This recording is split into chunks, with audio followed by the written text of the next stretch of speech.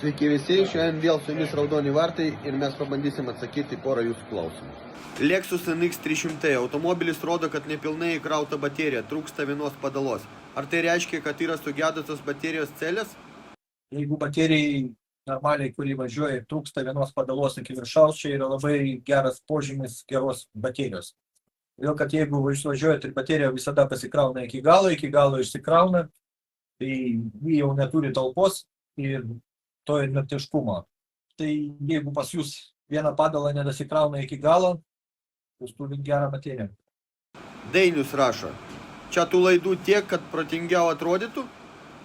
Laidų yra ne kad protingiau atrodytų, o kad kiekviena celė testuojama atskirai, jos yra 28 vienetai ir ataskaitą mes turėsim apie kiekvieną celę.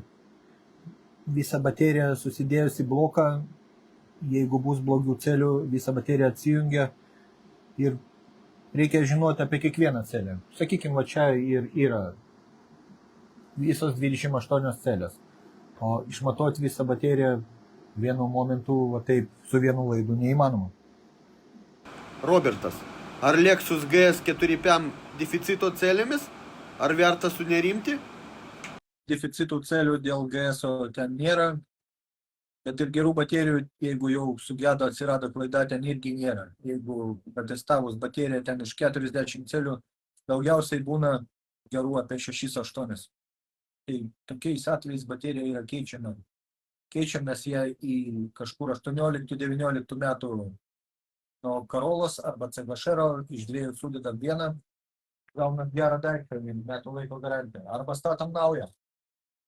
Kodėl pas Aurius dažniausiai išdega vidurys celių, o šonai būna geri?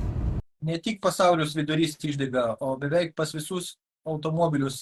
Čia antrukas tik sugebėjo tai padaryti, kad taip nebūtų. O visi kiti automobiliai, trečiukai, Auriai, Jariai, pas jūs visus išdega visas vidurys dėl to, kad algoritmas yra padarytas taip, kad bateriją išnaudot kuo stipriau, o aušinimo trūksta. Aušinimo trūksta dėl to, kad baterija yra neprižiūrėta. Jeigu laiku būtų pravalytas ortaikis, ventiliatorius ir tarp celių išpūstas visos dulkės, tai tokių dalykų tikrai nebūtų.